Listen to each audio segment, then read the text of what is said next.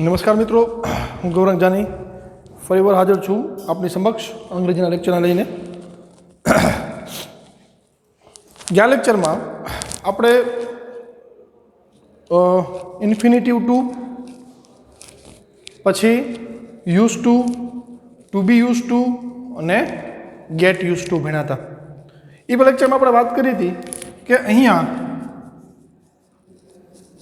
Infinitive two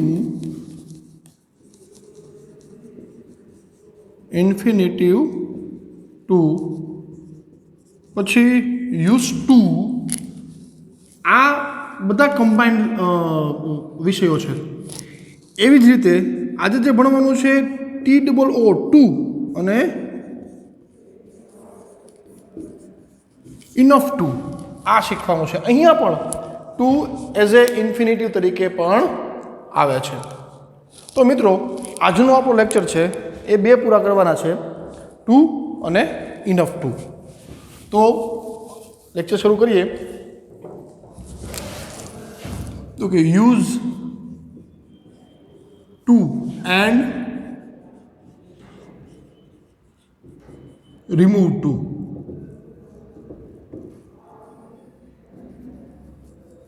use to and remove to. મિત્રો યાદ રાખજો, અહીંયા ટુનો ઉપયોગ કરતાં પણ શીખવાનું છે અને ટુને દૂર કરીએ ત્યારે શું થાય એ પણ સાથે શીખવાનું છે. આ ટુને શીખતા પહેલાં આની બે બાબત તમારે મહત્ત્વની સમજવાની છે. પહેલી કે આ રિઝલ્ટ બતાવે છે. શું બતાવે છે? રિઝલ્ટ એટલે કે પરિણામ દેખાડે છે. અને બીજું આ શું છે તો કે એક નેગેટિવ વર્ડ છે.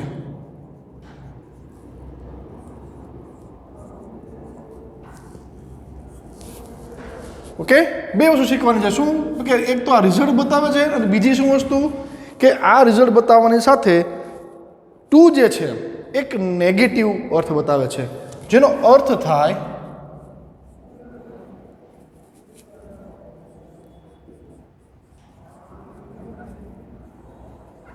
અતિશય. શું થાય? અતિશય.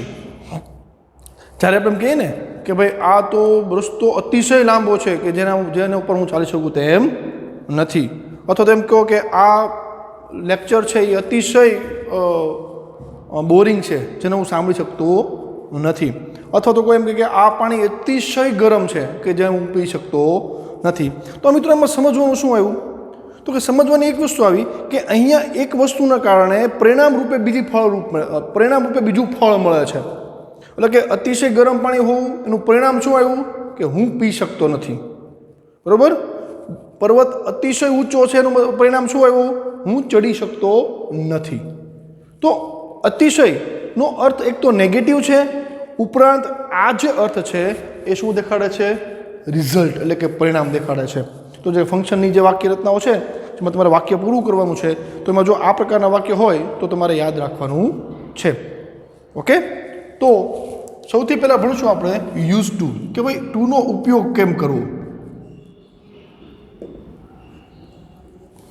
તો મહત્વની બાબતો પહેલાં લખી લઈએ કે ટુનો અર્થ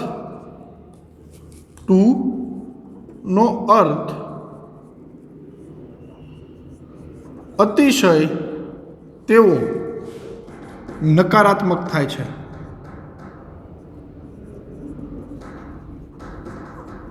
ઓકે, અતિશય એવો નકારાત્મક થાય છે. બીજી વસ્તુ,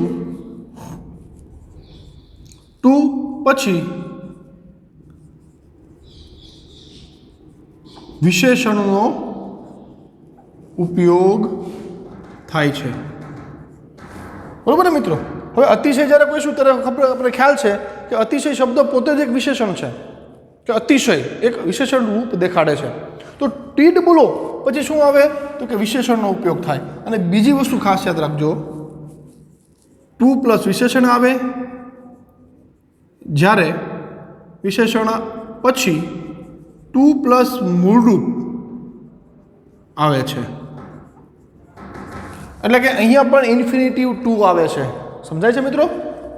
શા માટે આપણે ઇન્ફિનિટી ટુના કમ્બાઇન કર્યું? કારણ કે અહીંયા પણ ટી ડબલ ઓ પછીનું વિશેષણ અને વિશેષણ પછીનું જે ટુ છે એ શું દેખાડે છે? એનું મૂળરૂપ દેખાડે છે. તો હવે આપણે એની વાક્ય રચના શીખશું. તો કે વાક્ય રચના કઈ પ્રકારની હોય? તો કે કર્તા, ક્રિયાપદ, ટુ, પછી વિશેષણ, ટુ પ્લસ ક્રિયાપદનું મૂળરૂપ, કર્મ, અન્ય શબ્દ. એક ઉદાહરણ લઈએ કે ધીસ વોટર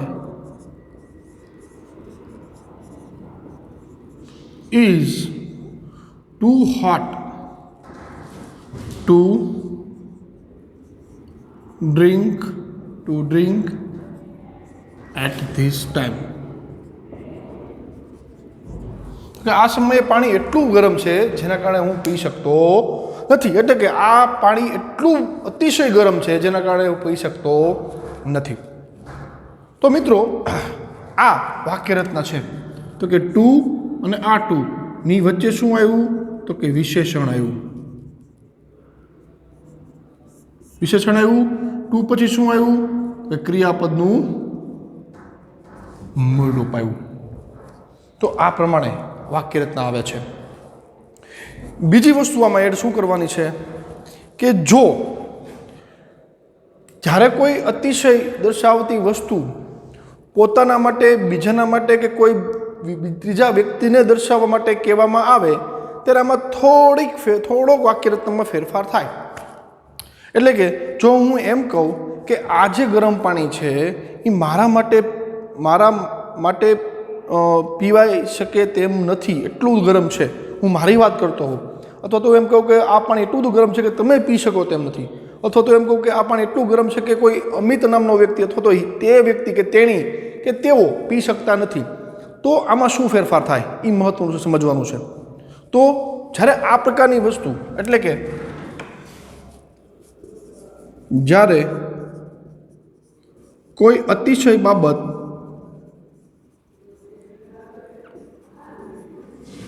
પોતાના માટે કે બીજાના માટે દર્શાવવાની થાય તો અહીંયા યાદ રાખજો મિત્રો, ખાસ હવે આ વાક્ય સમજવાનું છે.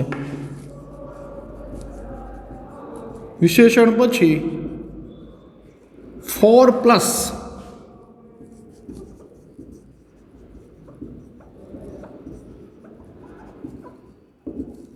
વિશેષણ પછી ફોર પ્લસ કર્મ વિભક્તિ આવે. ફોર પ્લસ કર્મ વિભક્તિ આવે. બરોબર? અહીંયા જનરલ વાત થઈ છે પહેલા વાક્યમાં, જે ઉદાહરણમાં છે એ, કે આ પાણી એટલું ગરમ છે કે પી શકાતું નથી. પણ જો આ પાણી એટલું ગરમ છે કે હું પી શકતો નથી, કે તમે પી શકતા નથી, કે તે પી શકતી નથી, તેની નામ XYZ હોય, તો એ સમયે શું કરવાનું? તો જે વિશેષણ છે એ વિશેષણ પછી ફોર મૂકવાનું. ફોર પછી કોઈ પણ કર્મ વિભક્તિ આવે. બરાબર? ફોર એટલે માટે, મારા માટે, તેના માટે, તેનીના માટે. તો આ વાક્ય રચના બનાવી છે જો આપણા માટે, બીજા માટે, તો કઈ રીતે બનશે? તો કે દાખલા તરીકે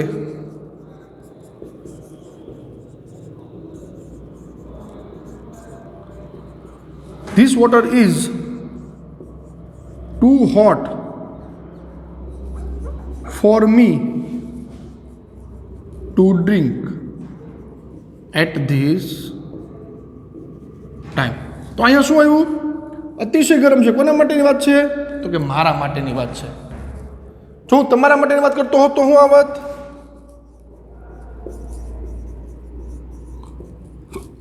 This water is too hot for you to drink at this time. Okay? એવી રીતે તમે કોઈ પણ માટે વાત કરતા હો તો અહીંયા સર્વનામમાં ફેરફાર થઈ જાય. મારા માટે વાત કરતો તો ફોર મી આવે, અમારા માટે કરતો હોય તો ફોર અસ આવે, તમારા માટે કરતા હોય તો ફોર યુ આવે, તે હોય એટલે કે પુરુષ હોય તો ફોર હિમ આવે, સ્ત્રી હોય તો ફોર હર આવે, કોઈ પ્રાણી પક્ષી કે બીજા વસ્તુ વાંચે તો ફોર ઇટ આવે, અને બહુવચનમાં કોઈ વધારે પડતા વ્યક્તિઓ છે ત્રીજો પુરુષ તો ફોર ધેમ આવે. અને જો આમ પણ કરી શકાય, જો એમ હોય કોઈ નામ હોય તો too hot for Amit, too hot for Amit, too hot for Shilpa, too hot for students, too hot for XYZ. બરાબર? તો આ રીતે તમે આમાં ફેરફાર કરી શકો છો. આ હું એટલા માટે સમજાવું છું કે જ્યારે ફંક્શન કીમાં આ પ્રકારના રિઝલ્ટને બતાવવામાં આવે ત્યારે તમને વાક્ય રચનામાં આટલું જ આપેલું હોય છે.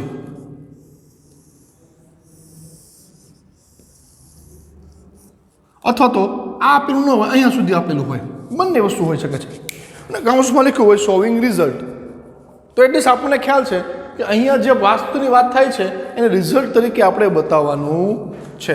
તો એ રિઝલ્ટ તરીકે બતાવવા માટે તમે આનો પણ ઉપયોગ કરી શકો અને આની પછીનું જે ઇનફ ટુ આવે છે એનો પણ ઉપયોગ કરી શકો. પણ જો ટુ સુધી અહીંયા આપેલું છે વાક્ય રચના, તો ફરજિયાત આ વાક્ય રચના યુઝ ટુની જ બને, TOO.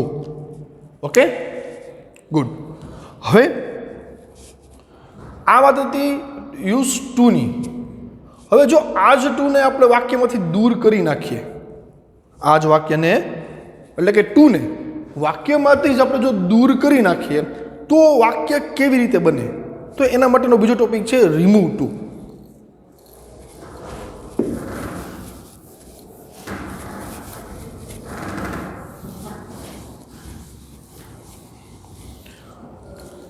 હવે આ રિમૂવ ટુને શીખતા પહેલા આપણે જે વાક્ય રચના હતી એને પહેલા લખી નાખીએ.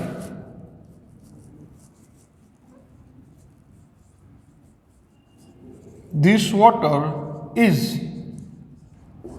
too hot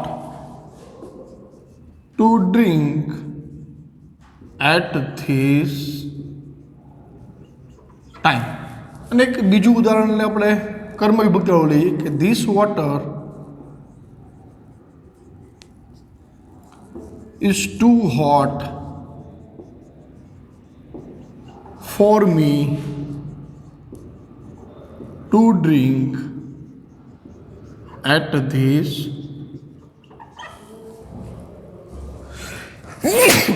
time. ઓકે, હવે આપણે રિમૂવ ટુ તરફ આગળ વધીએ. તો કે રિમૂવ ટુ,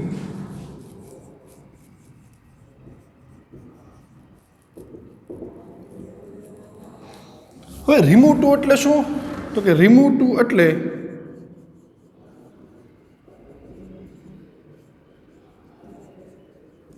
વાક્યમાંથી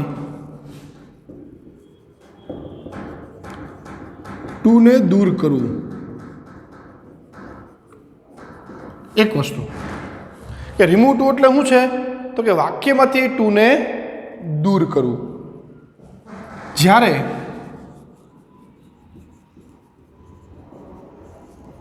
વાક્યમાંથી ટુ દૂર થાય ત્યારે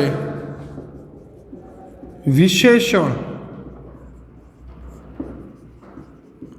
સો ધેટની વચ્ચે આવે. આ યાદ રાખજો ખાસ.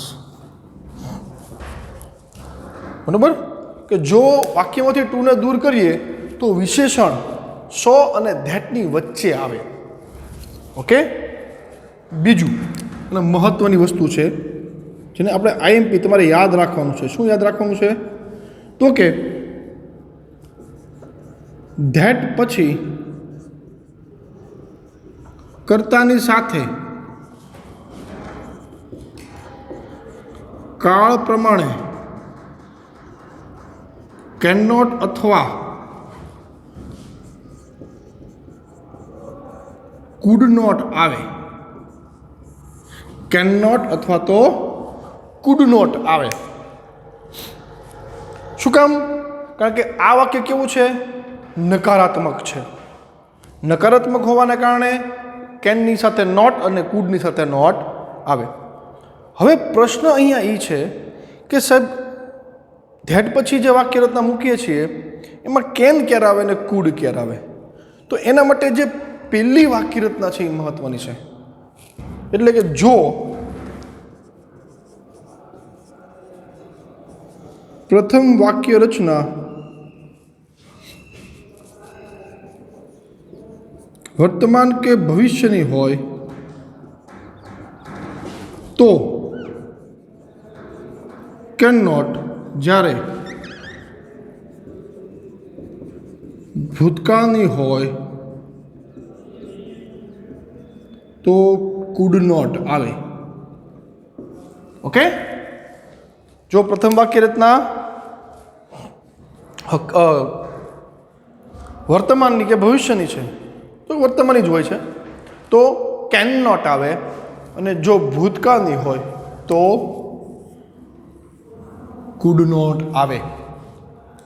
ઓકે, હવે આની એક વાક્ય રચના એક બનાવીએ. બરોબર, આની એક વાક્ય રચના બનાવીએ, એટલે કે વાક્ય રચના. તો કે કર્તા, ક્રિયાપદ, સો, વિશેષણ, ધેટ, ફરીવાર કરતા,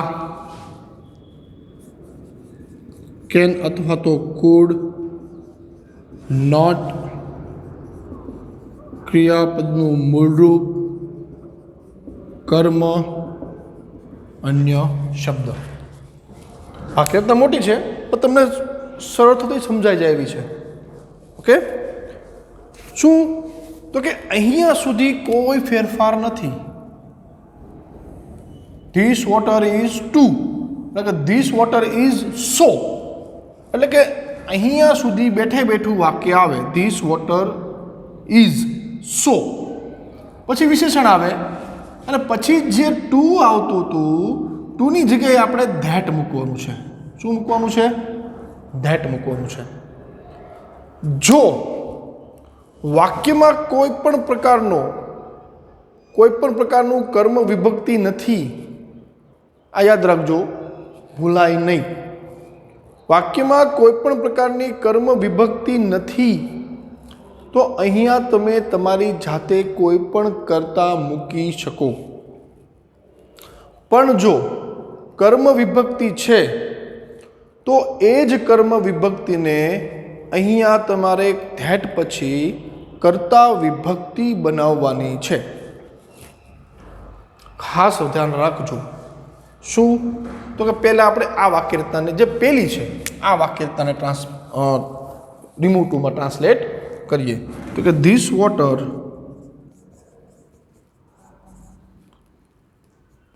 ઇઝ સો હોટ ધેટ હું અત્યારે કોઈ પણ કરતા મૂકું તો કે હી. હવે કેન નોટ કે કુડ નોટ આનો પણ નક્કી કરે, ઇઝ છે તો શું આવશે? કેન નોટ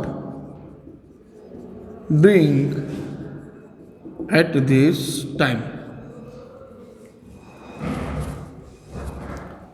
બરોબર.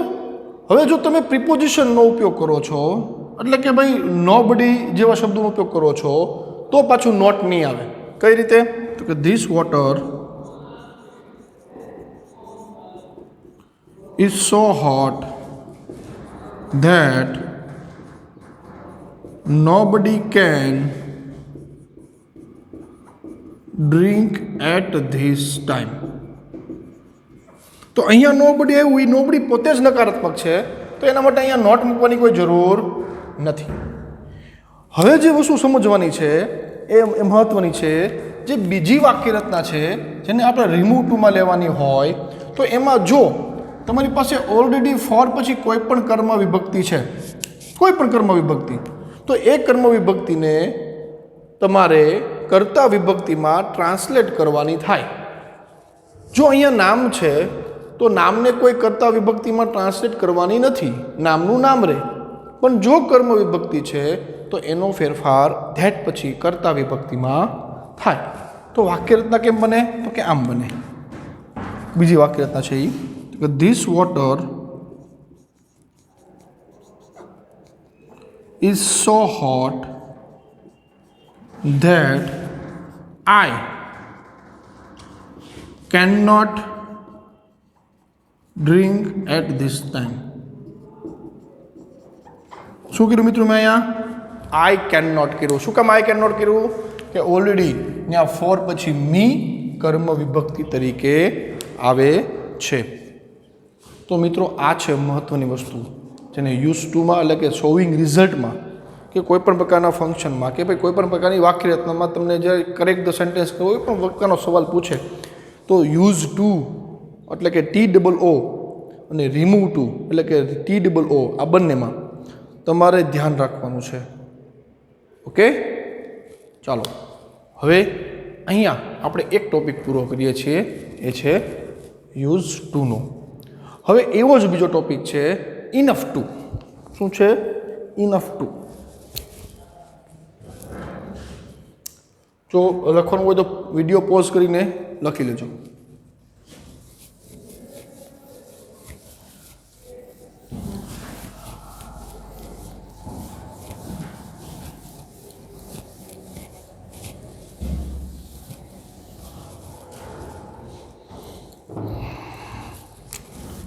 એટલે કે યુઝ ઇનફ અને રિમૂવ ઇનફ.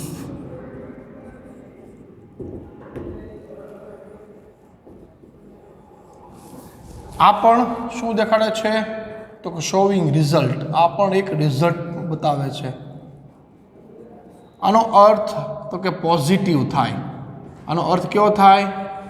પોઝિટિવ થાય. આનો અર્થ નકારાત્મક થતો નથી, કારણ કે અહીંયા એનો અર્થ થાય પૂરતું. શું થાય? પૂરતું. બરાબર ને? જ્યારે આપણે કહીએ કે મારી પાસે પૂરતું પાણી છે તો મીન્સ કેમ થયું કે ભાઈ મારી પાસે પીવા લાયક પૂરતું પાણી છે.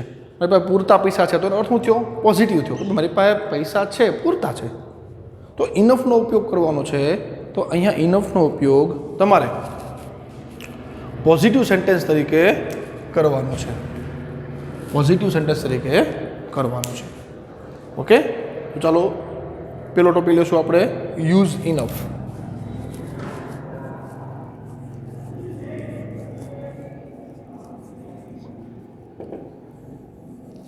તો કે પહેલી વસ્તુ ઇનફનો અર્થ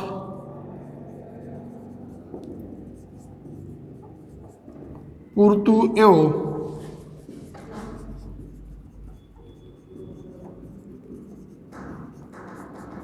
હકારાત્મક થાય. કેવો થાય?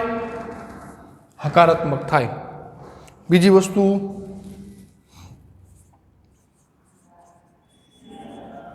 ઇનફ ટુ પહેલા વિશેષણ આવે અને ટુ પછી ક્રિયાપદનું મૂળ રૂપ આવે. બરોબર મિત્રો? અહીંયા આપણે આની પહેલાં જો ટોપિક 2 નો હતો તો એમાં TOO વિશેષણ અને ટુ એમ આવતું હતું, પણ અહીંયા જે ઇનફ પહેલાં જ વિશેષણ આવશે અને ઇનફ ટુ ભેગું રહેશે અને ટુ પછી ક્રિયાપદનું મૂળ રૂપ રહેશે. બરાબર? અને બીજી વસ્તુ હવે લઈશું એની વાક્ય રચના. તો કે વાક્ય રચના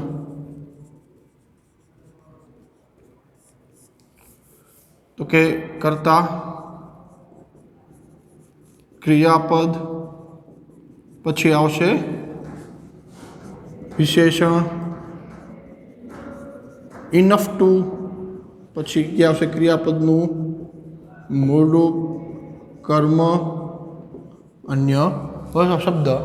એ જ વસ્તુને આપણે આ વખતે ચેન્જ કરીએ. બરાબર? તો કે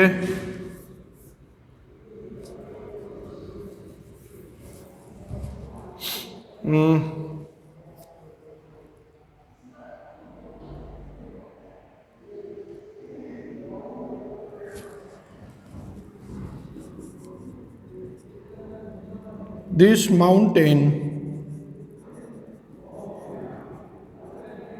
is high enough to climb climb at the moment. શું કહે છે એ કે આ પૂરતો ઊંચો છે કે જે ક્ષણે હું ચડી શકું એમ છું. બરાબર. અહીંયા વાત કરી હતી ભાઈ બહુ ઊંચો નથી, પૂરતો ઊંચો છે. બરાબર, કે જેથી હું ચડી શકું તેમ છું. એવો કેવો અર્થ થયો? પોઝિટિવ અર્થ થયો. તો અહીંયા શું થયું? તો કે ખાસ કે અહીંયા ઇનફ ટુ ભેગું રહેશે, એના પછી હાઈ વિશેષણ ઇનફ પહેલાં આવશે, ટુ પછી ક્રિયાપદનું મૂળ રૂપ આવશે. ઓકે. હવે આ જ રીતે જો હોય કે આપણે વાત કરી હતી કે અહીંયા વાત છે એવી રીતે કોઈ મારા માટે, તમારા માટે, બીજાના માટે, કે આપણે વાત કરી હતી કે ત્રીજા વ્યક્તિના માટે આ પૂરતી વસ્તુની વાત થતી હોય તો કેમ આવે? તો કે ધીસ માઉન્ટેન, સમજી લેજો કે જ્યારે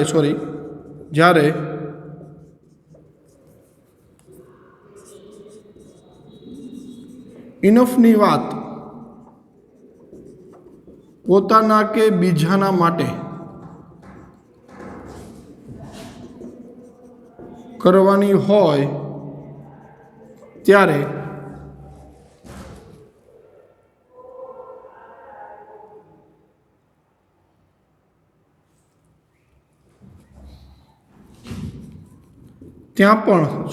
ત્યારે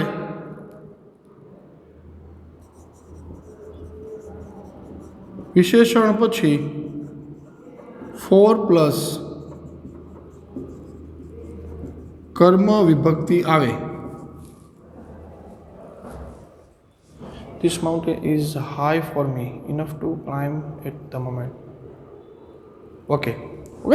જેવી રીતે 2+2માં 2+માં પણ જેવું હતું એવી રીતે પણ અહીંયા આવી શકે છે. દાખલા તરીકે This mountain is high for me, enough to climb at the moment. Okay. બહુ સિમ્પલ છે કે ટુ અને યુઝ ટુ અને યુઝ ઇનફને શીખવું. પણ યાદ શું રાખવાનું છે કે આમાં બધી વસ્તુ સેમ છે. બંનેમાં વિશેષણ આવશે, બંનેમાં ટુ પછી ક્રિયાપદનું મૂળ રૂપ આવશે. અહીંયા વિશેષણનું સ્થાન મહત્વનું છે કે વિશેષણનું સ્થાન ઇનફ પહેલાં આવે અને ટી ડબલ ઓ અને ટુની વચ્ચે આવે. એટલે કે અહીંયા સુધી પૂછ્યું હોય અને કીધું હોય શોવિંગ રિઝલ્ટ, તો અહીંયા પછી યાદ હોવું જોઈએ કે ભાઈ હાઈ છે તો એના પછી જે રિઝલ્ટ દેખાડવું છે તો વાક્ય રચના શરૂઆત એના જ થાય, ઇનફ ટુથી થાય. હવે જો આને દૂર કરીએ તો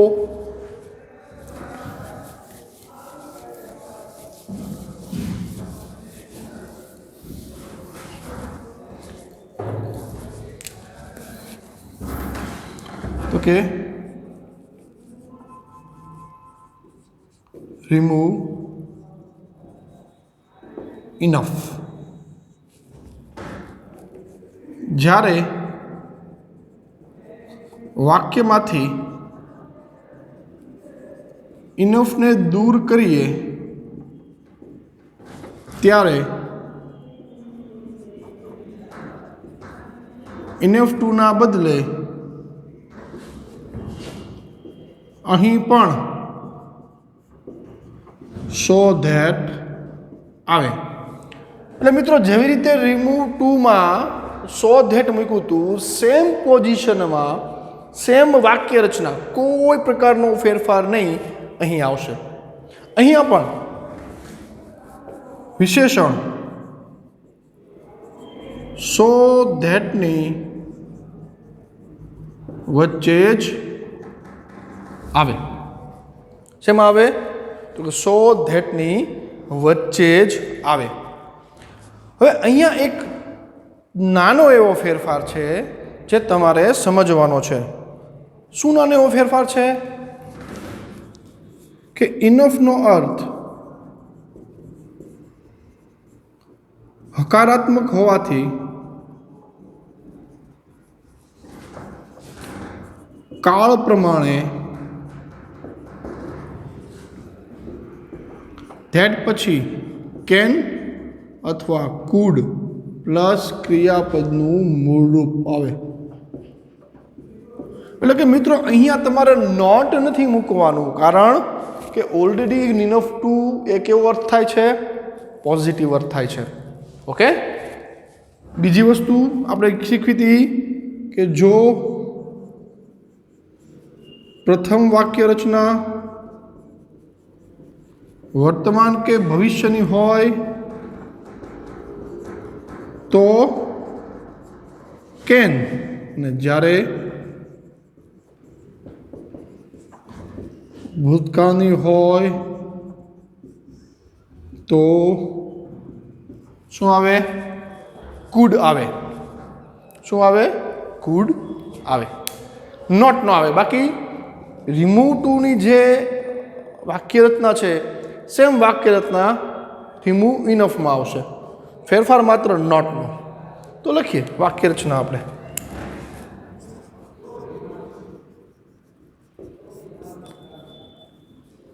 તો કે કરતા ક્રિયાપદ સો વિશેષણ ધેટ, ફરીવાર કરતા કેન અથવા કુડ, ક્રિયાપદનું મૂળરૂપ, કર્મ, અન્ય શબ્દ. તો જેવડું ક્લાઇમ્બ વાળું જે ઉદાહરણ છે એને આપણે ફેરવીએ અહીંયા. તો કે ધીસ માઉન્ટેન વોઝ, થોડુંક ફેરફાર કરું છું, સો હાઈ ધેટ, દે મૂકો. બરાબર? કેમ કે પહેલી વાક્ય રચનામાં છે એમાં કોઈ પણ પ્રકારનો કર્મ હતો, કરતા કર્મ વિભક્તિ હતી નહીં. ધે મૂકો, હી મૂકો, શી મૂકો, એક્સ વાય ઝેડ, ધે. તો અહીંયા શું આવશે? કુડ આવશે. શું કામ કુડ આવશે? Because of was. ભૂતકાળની વાત છે એટલે. They could climb at the moment. પછી જો હાઈ પછી એટલે વિશેષણ પછી જેમ ટુમાં કર્મ વિભક્તિ હતી એમ આપણે જે વાક્યતા લખી હતી એ પ્રમાણે ફોર મી હોય તો હું લખશું સેમ પ્રોસીસ. હું this mountain was so high that I could climb at the moment. I could climb at the moment. Okay. તો બહુ સિમ્પલ છે કે જેમાં તમારે કોઈ પ્રકારનો પ્રોબ્લેમ પડતો નથી. હવે એડવર્બ ક્લોઝ ઓફ રિઝલ્ટમાં આના જેવું જ એક બીજું શબ્દ છે જે સો ધેટ જેવું એક બીજું જ શબ્દ છે. એ બીજા શબ્દને તો આપણે અહીંયા આરે સાથે સાથે જ શીખી લેવાનું છે. ઓકે.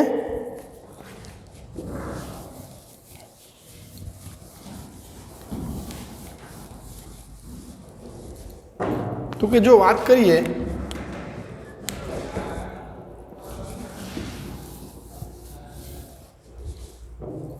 કે adverb clause of result,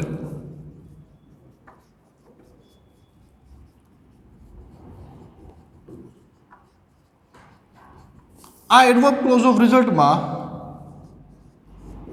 so that અને સચ ધેટ આવે. સો ધેટ અને સચ, SUCH, સચ ધેટ આવે. આટલા માટે આપણે સાથે શીખી લઈએ છીએ કે આપણે ઓલરેડી સો ધેટ શીખી ચૂક્યા છીએ. તો સો ધેટ અને સચ ધેટ આ બંને રિઝલ્ટ બતાવે છે. તો આ રિઝલ્ટમાં ફેરફાર શું? તો આ ફેરફાર થોડો છે. તો કે તફાવત.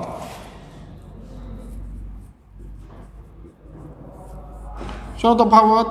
તો કે જો સો ધેટ અને સચ ધેટમાં છે તે પહેલી વસ્તુ કે સો ધેટની વચ્ચે માત્ર વિશેષણ આવે જ્યારે સચ ધેટની વચ્ચે આર્ટિકલ એ અથવા એન ની સાથે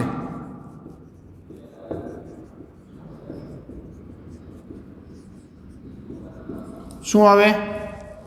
વિશેષણ આવે. બરોબર?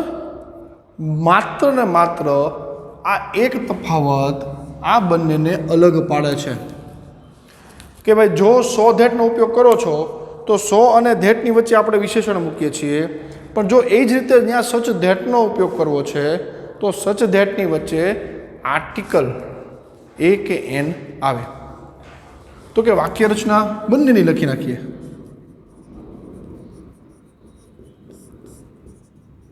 તો કે કર્તા, ક્રિયાપદ, સો, વિશેષણ, ધેટ, કર્તા, કેન અથવા કુડ,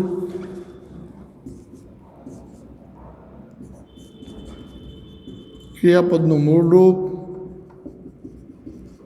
કર્મ, અન્ય શબ્દ. દાખલા તરીકે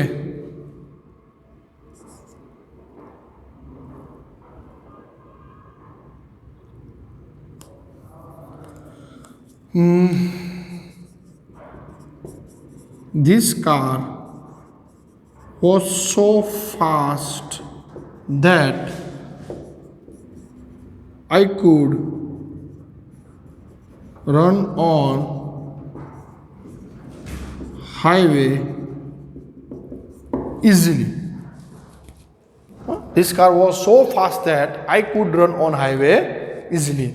પણ જો વાત આવે સચની તો કર્તા, ક્રિયાપદ, સો, આર્ટિકલ એ અથવા એન પ્લસ વિશેષણ પ્લસ ધેટ પ્લસ કર્તા પ્લસ કેન કે કુડ પ્લસ ક્રિયાપદનું મૂળરૂપ પ્લસ કર્મ અને પ્લસ અન્ય શબ્દ. અહીંયા શું થશે તો કે this car was such a fast that I could run on highway easily. તો મિત્રો આ છે એડવર્બ ક્લોઝ ઓફ રિઝલ્ટનો બીજો પ્રકાર, એટલે કે સચ ધેટ વાળો. હવે સચ ધેટ ને સો ધેટમાં થોડોક તફાવત એ છે કે સો ધેટ એટલે એમ કહીએ કે ભાઈ આ કાર ફાસ્ટ છે જ, એક જ કાર છે જે ફાસ્ટ છે. સચ ધેટમાં શું કહીશું, આ એક કાર એવી છે જે ફાસ્ટ છે. ઓલામાં પરફેક્ટલી વાત થાય છે, અહીંયા નોર્મલી વાત થાય છે કે આ સો ફાસ્ટ અતિશય ઝડપી છે અથવા તો પૂરતી ઝડપી છે. તમે જે કહ્યું એ, જો કુડ નોટ લખત તો અતિશય આવત ને ખાલી કેન કે ખાલી કુડ લખું તો પૂરતી આવે. એવી રીતે જો સચ મૂકું તો સચમાં થોડીક વાત ધીમી કરવાની હોય, મીન્સ કે નોર્મલ વાત કરવાની હોય કે ભાઈ આ કાર એક સારી કાર છે જે રસ્તા ઉપર ભાગી શકે છે. તો મિત્રો આ છે આજના આપણા બે ટોપિક, યુઝ ટુ અને રિમૂવ ટુ. બીજો યુઝ ઇનફ અને રિમૂવ ઇનફ. ખાસ યાદ રાખજો કે યુઝ ટુમાં ટુ અને ટુની વચ્ચે વિશેષણ આવે, ઇનફ ટુમાં ઇનફ પહેલાં વિશેષણ આવે. જો ફોર કરીને કોઈ કર્મ વિભક્તિ છે તો ધેટ પછી એ જ કરતા લેવાનો છે, નથી તો ધેટ પછી તમે કોઈ પણ કરતા રિમૂવમાં લઈ શકો છો.